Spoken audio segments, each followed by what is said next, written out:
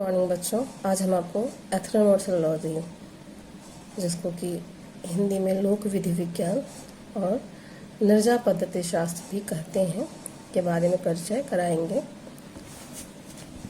एथनोमोर्फोलॉजी शब्द जो है कि ग्रीक भाषा से लिया गया है, जिसका अर्थ होता है उपयोग में लाने वाले तरीके, मतलब वो तरीके जो लोग अपने उपयोग में लाते हैं। बच्चों, इस सिद्धांत के जो जन्मदाता हैं, जो प्रवर्तक हैं, वो एक अमेरिकन समाजशास्त्री हैं जिनका नाम हेराल्ड गॉल्फिंकर है। इनका जन्म 29 अक्टूबर 1917 को न्यूयॉर्क में हुआ था और 1952 में इन्होंने अपने शोध कार्य संपन्न किए। उन्होंने हार्वर्ड विश्वविद्यालय से डॉक्टरेट की उपाधि प्राप्त की। अल्फ्रेड शूट्स और पार्सन्स के शिष्य गार्फिंकर थे। इन्हीं दोनों के सिद्धांतों, विचारों का गार्फिंकर के ऊपर गहरा प्रभाव पड़ा। पार्सन्स का जो सामाजिक क्रिया सिद्धांत है और शूट्स का फेनोमेनोलॉजी, प्रघटना शास्त्र सिद्धांत, इन दोनों सिद्धांतों का गार्फिंकर के ऊपर गहरा प्रभाव पड़ा।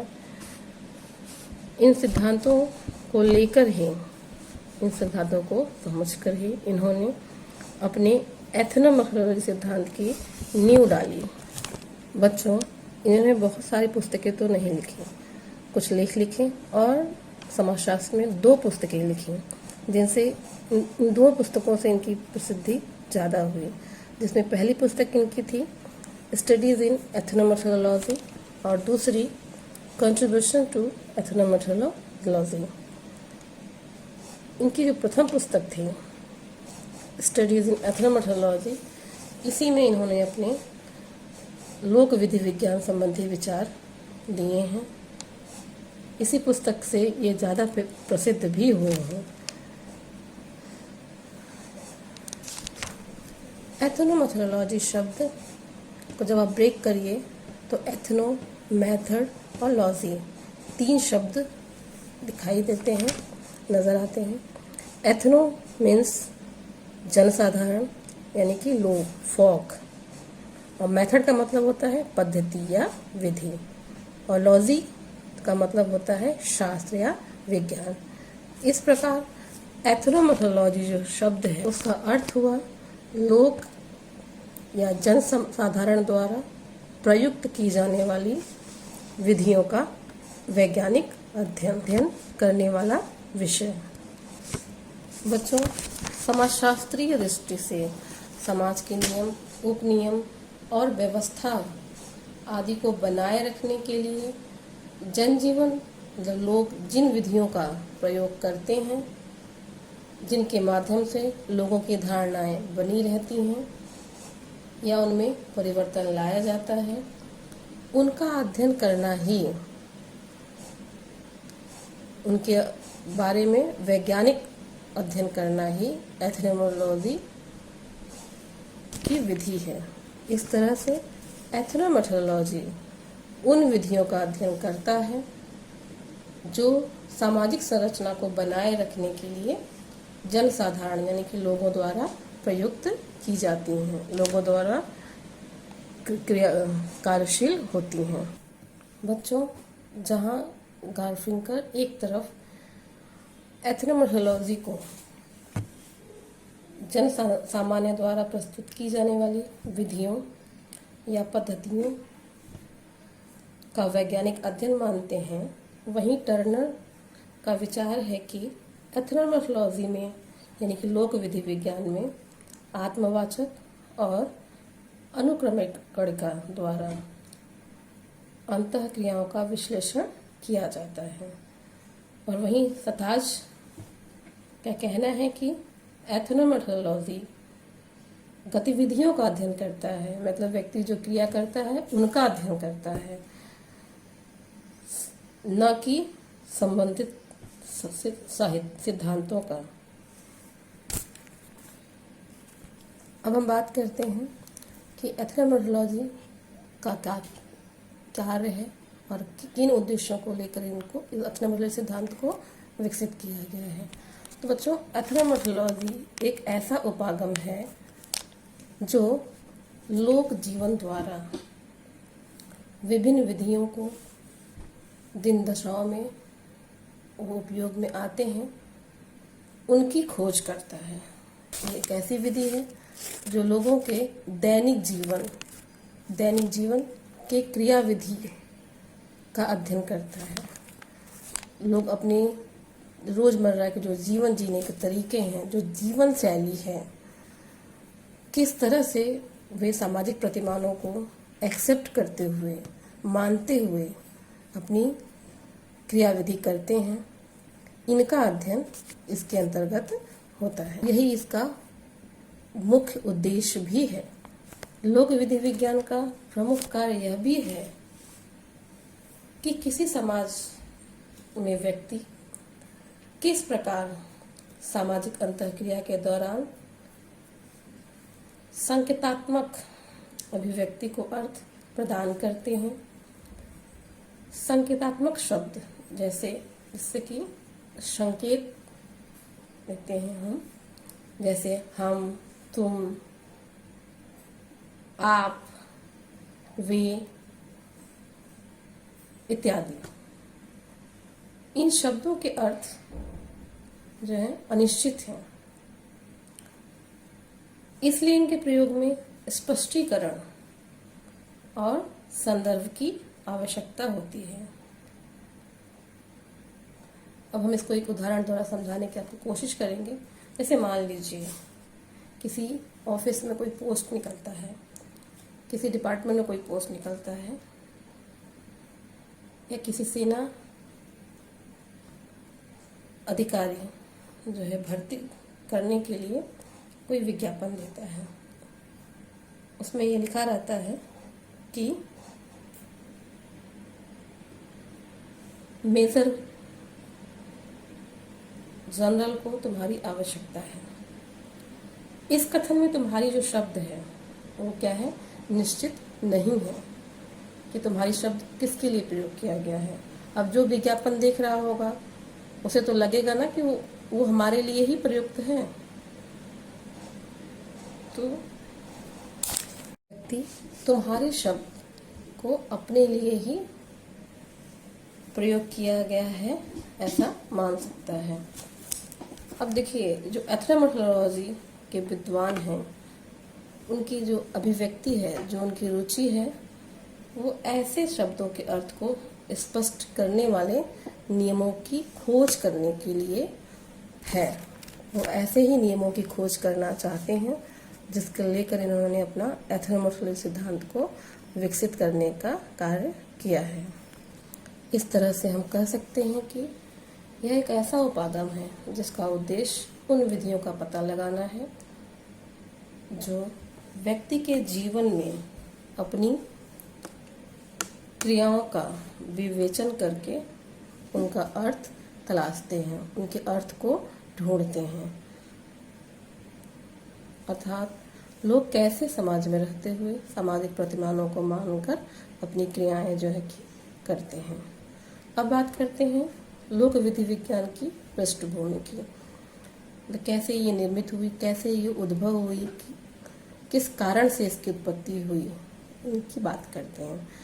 तो बेटा, समाजशास्त्रीय सिद्धांतों में जो लोक विधि विज्ञान की पृष्ठभूमि है, कुछ 3 बिंदुएं हैं।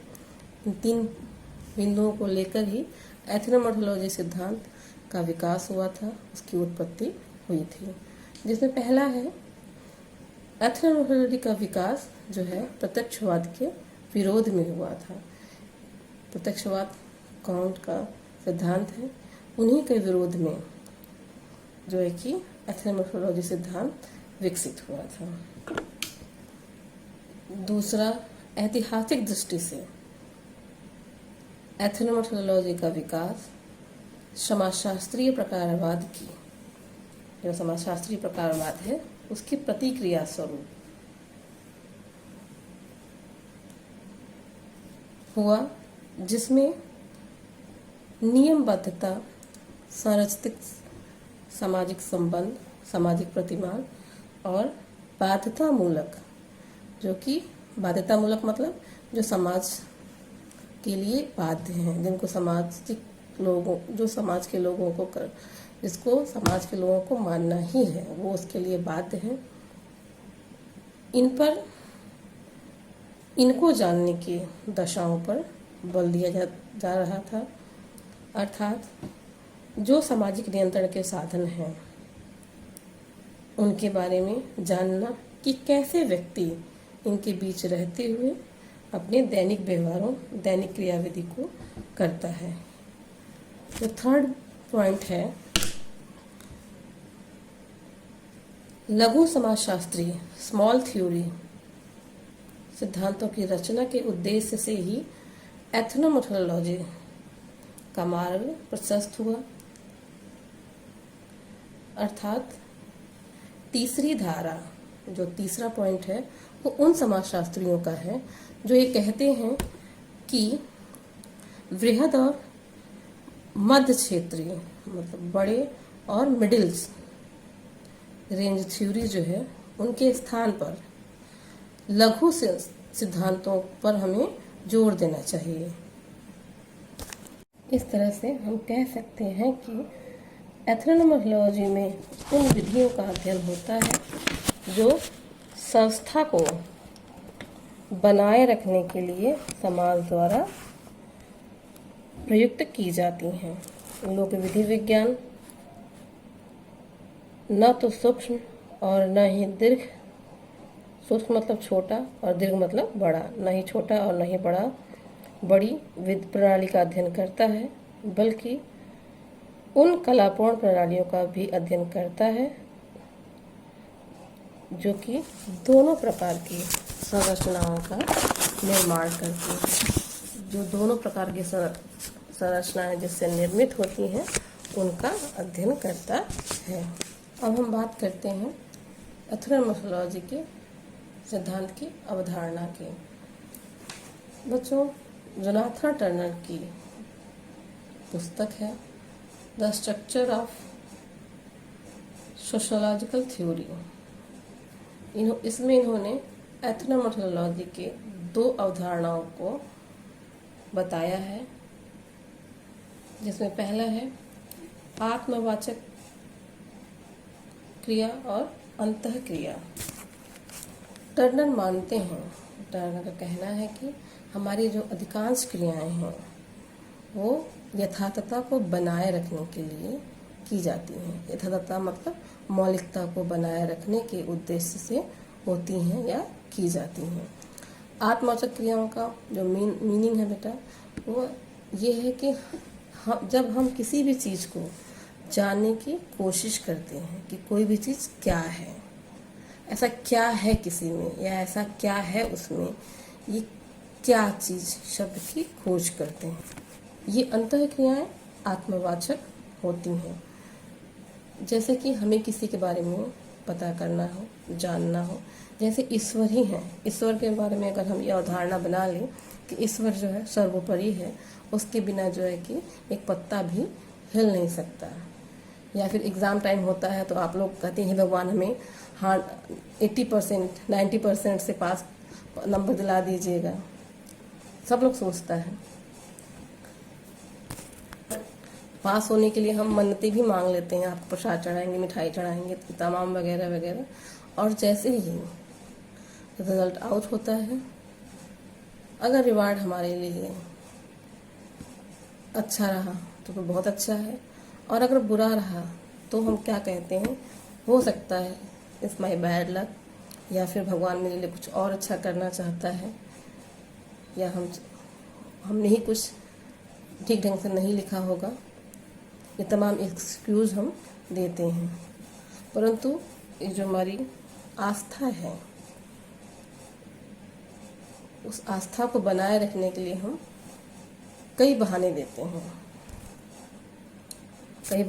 हैं, परंतु हम ये धारणा कहीं ना कहीं अपने मन में ये बनाए रखते हैं कि ईश्वर का वजूद है वो हमारे लिए अच्छा ही करेगा। बच्चों, इस प्रकार से एथनोमोर्फोलॉजी इस प्रश्न पर केंद्रित होता है कि आत्मवाचक क्रियाएं जो हैं किन प्रसंगों और परिस्थितियों में होती हैं।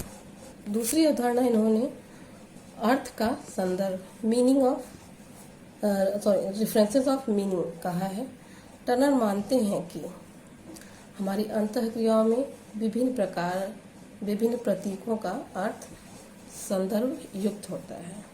हम जो अंतःक्रिया करते हैं उसमें प्रतीकों के अर्थ भी रेफरेंसेस होते हैं, संदर्भ युक्त होते हैं।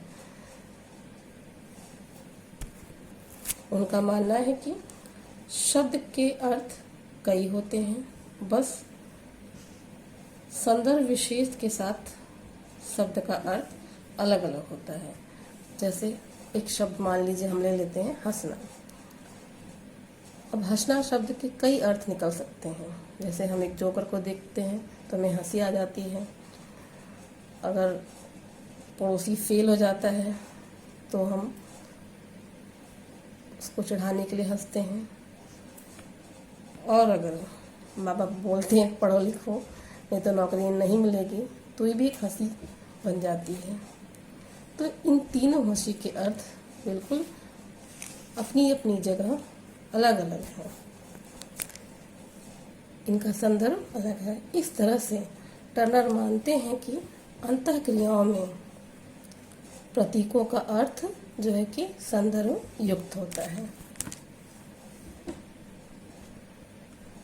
हेरोल्ड गार्फिंकर ने इन दोनों अवधारणाओं को भी अपने सिद्धांत में शामिल किया।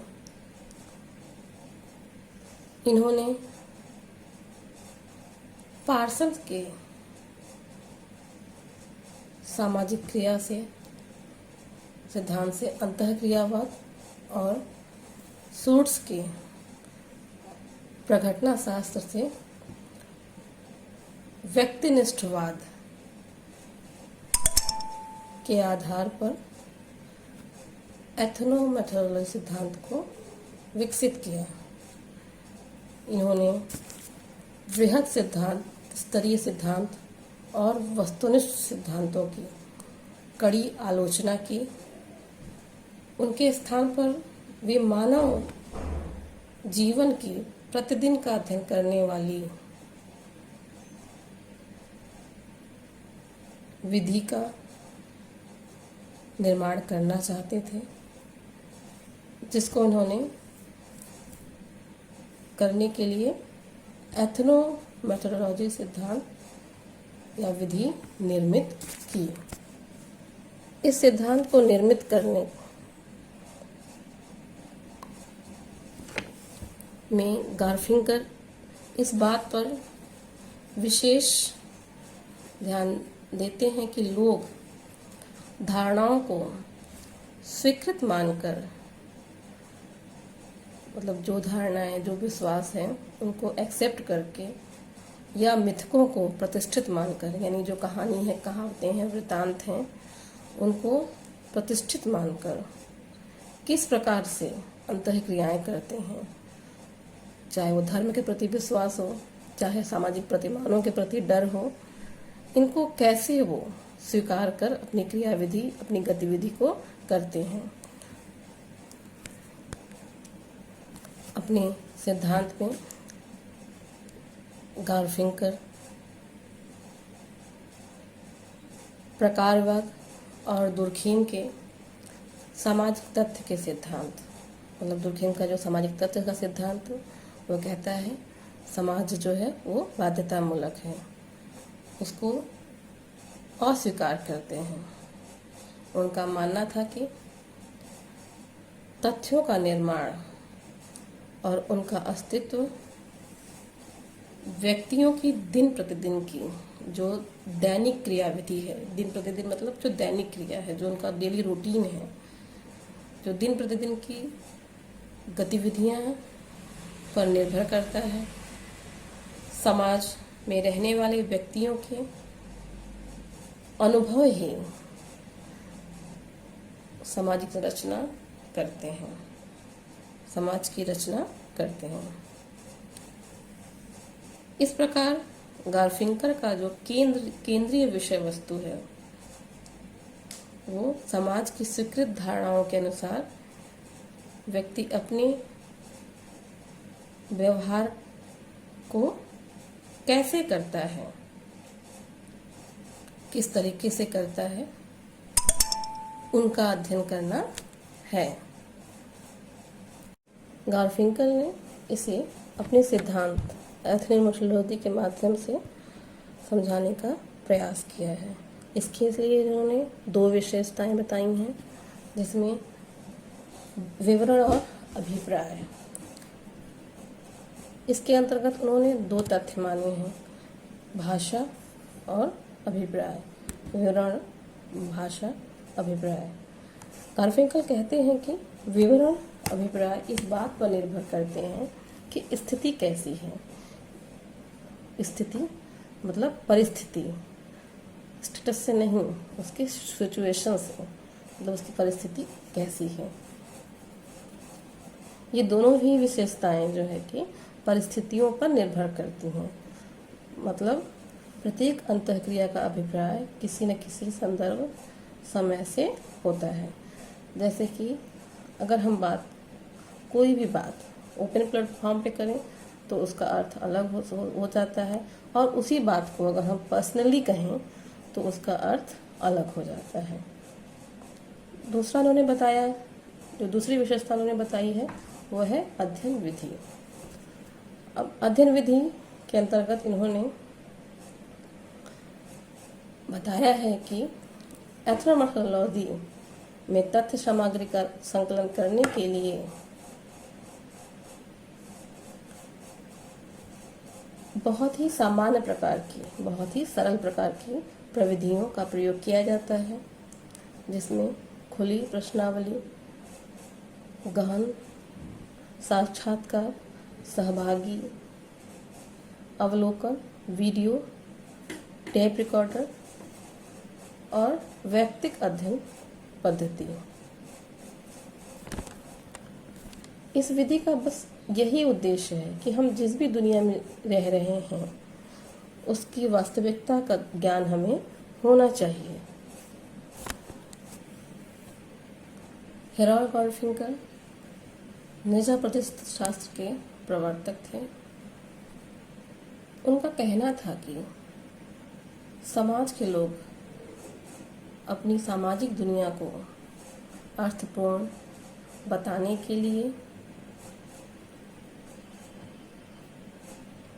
प्रलेखी विधि का उपयोग करते थे,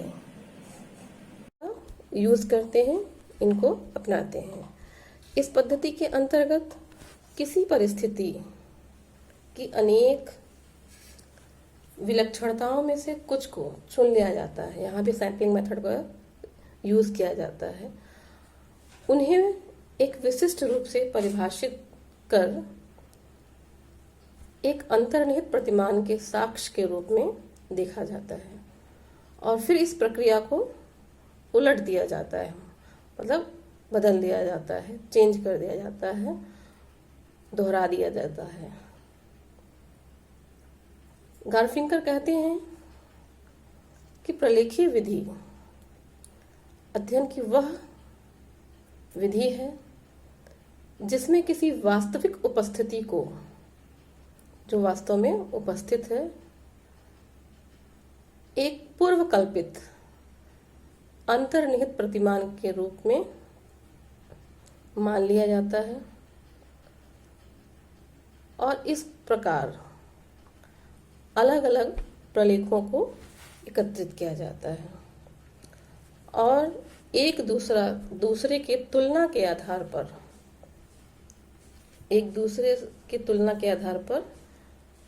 एक दूसरे की व्याख्या की जाती है, और उसके बाद इन व्याख्याओं का विश्लेषण कर, इन की तुलना करने के बाद जो व्याख्या की जाती है उनका विश्लेषण करके एक सामान्य निष्कर्ष पर पहुंचा जाता है। अब हम एक उदाहरण द्वारा इसको समझाएंगे बहुत ही सिंपल तरीके से। जैसे मान लीजिए एक समाज है, उसमें अप्राकृतिक मृत्यु होती है।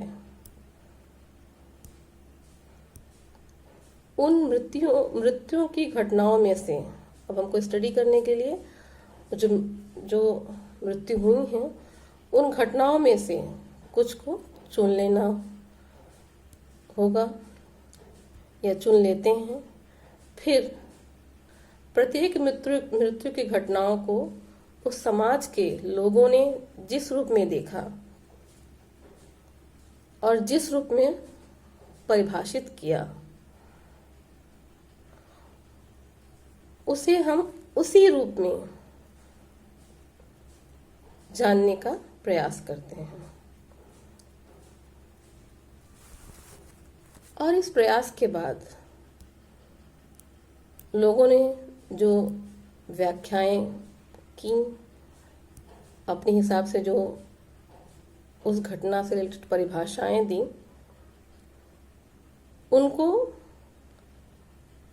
अलग अलग श्रेणियों के अंतर्गत रखने पर यह देखा गया कि कुछ मृत्युओं को लोगों ने हत्या कह के परिभाषित किया। मतलब कुछ लोगों का मानना था कि लोगों की हत्या हुई है, और कुछ ने इसको आत्महत्या कहा। कुछ लोगों ने कहा कि नहीं, लोग स्वयं अपने आप को खत्म कर लिए, यानी कि आत्महत्या कर लिए। और कुछ लोगों ने कहा कि ये दुर्घटनाग्रस्त मृत्यु है, एक्सीडेंटल डेथ है। इसी से विभिन्न प्रकार की अस्वाभाविक मृत्युओं को पहचानना हमारे लिए संभव हो पाया। मतलब लोगों के कॉन्सेप्ट पर, लोगों के विचारों, दृष्टिकोण को लोग के लिए हमने क्या किया, निरीक्षण विधि, अवलोकन विधि और सर्वेक्षण विधि के द्वारा यह जानने की कोशिश की कि उस समाज में अप्राकृतिक तौर पर मृत्यु क्यों ज़्यादा हो रही हैं। निर्जा पद्धति शास्त्रियों का दृष्टिकोण है कि कोई भी अस्वाभाविक मृत्यु, आत्महत्या या हत्या तभी होगी जब समाज के लोग उसे उस रूप में देखेंगे और जिस रूप में वो उसकी परिभाषा देंगे और जिस रूप में उसकी वो व्याख्या करेंगे। अर्थात कहने का मतलब है कि हत्या या आत्महत्या का अस्तित्व नहीं है, उसका सामाजिक अस्तित्व लोगों की परिभाषा, व्याख्या में निहित है। यही निर्जा पद्धति शास्त्र है, यही एथनोमोलॉजी है। निर्जा पद्धति शास्त्र इस बात को कि एक वस्तुनिष्ठ सामाजिक संगठन का अस्तित्व है और अस्वीकार करता है। इसके विपरीत इसकी मान्यता है कि सामाजिक जीवन के बारे में सामाजिक लोगों का यह सोच है कि सामाजिक जीवन जो है वो व्यवस्थित है। इस तरह से उस समाज के सदस्यों के नज़रिए में उनका जीवन, उनके दैनिक क्रियाकलाप व्यवस्थित और क्रमबद्ध प्रतीत होते हैं। कहने का तात्पर्य है कि सामाजिक संगठन या व्यवस्था लोगों के दृष्टिकोण में निवास, उनका वास्तविक अस्तित्व नहीं होता। और भी सरल उदाहरण द्वारा हम बताते हैं आपको कि एस्किमो जो जनजाति है उसमें क्या होता है कि अपने बूढ़े माँ बाप को, जब जिसके माँ बाप बूढ़े हो जाते हैं, उन्हें उनके बेटे एक पेड़ में बांधते हैं और इसके लिए बड़ी उत्सव, बहुत तैयारियां होती हैं, ढोल पताशे बजते हैं। पेड़ में बांधने के बाद वो धनुष और तीर से उनकी हत्या करते हैं। परंतु हमारे यहाँ ऐसा नहीं हो सकता या ऐसा नहीं है। एस्किमो समाज में ऐसा कोई नहीं सोचता कि ऐसा करने से सामाजिक व्यवस्था जो है वो खतरे में पड़ सकती है या सामाजिक व्यवस्था और संगठन के लिए ये हानिकारक है। परंतु हमारे यहाँ ऐसा कोई नहीं कर सकता। अगर हमारे समाज के बच्चे ऐसा करने लगे तो समाज उसे स्वीकार नहीं करेगा और समाज के लोग उसे विघटन के द्योतक मानने लगेंगे। अब देखिए यहाँ अंतर है। एस्किमो जनजाति में बूढ़े माँ बाप को मारना वहाँ के समाज द्वारा स्वीकृत है, परंतु हमारे समाज द्वारा ये स्वीकृत नहीं है। अब यहाँ यह बात से यह चीज स्पष्ट हो जाती है कि संगठन या विघटन, सामाजिक संगठन या विघटन इस बात पर निर्भर करता है कि सामाजिक परिस्थिति को समाज के सदस्य किस दृष्टिकोण से देखते हैं, किस रूप में उसका अर्थ निकालते हैं, किस रूप में उसका अर्थ निकालते हैं, किस रूप में उसकी व्याख्या करते हैं। यही निजा शास्त्रीय अध्ययन पद्धति है। जैसा कि पहले ही मैंने बताया आपको कि एथनोमॉर्फोलॉजी जो है वो लोगों के दैनिक जीवन में जो क्रियाविधि उपयोग में वो लाते हैं उनका स्टडी करती है, उनका अध्ययन करती है, तो उनके अध्ययन करने की विधि है। ये जो एथनोमॉर्फोलॉजिस्ट होते हैं, जो निजा पद्धति शास्त्री होते हैं, किसी भी परिस्थिति को कर्ताओं या अंतःक्रियात्मक सहभागियों के दृष्टिकोण से किसी भी सामाजिक घटना को समझाने पर अधिक जोर देते हैं।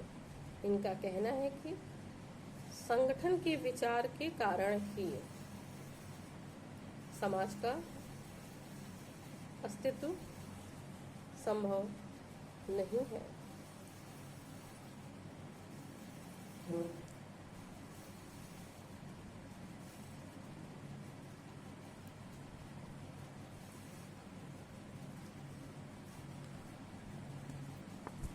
नहीं है, नहीं होता, वह तो मनुष्यों की, बल्कि वह तो मनुष्यों की इस क्षमता के कारण संभव हो पाता है कि वे सक्रिय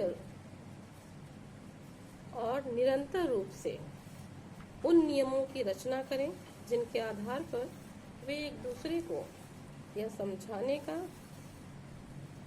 प्रयास करते हैं या समझाने में समर्थ होते हैं कि एक वास्तविक दुनिया